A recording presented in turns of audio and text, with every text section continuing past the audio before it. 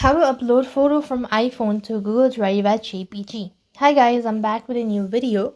Now I'm not using an iPhone, however the procedure is gonna remain the same, either be it Android or an iPhone.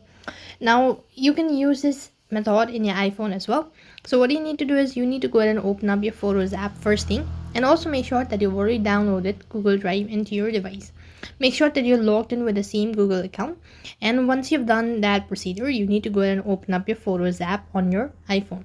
When you've actually opened it up, now you could go ahead and open up the image that you wish to upload it to your Google Drive as JPG. Let me go with this one, right? So when you open it up, press the share button located right at the bottom. Now there might be slight differences with your iPhone since I'm using an Android as mentioned earlier.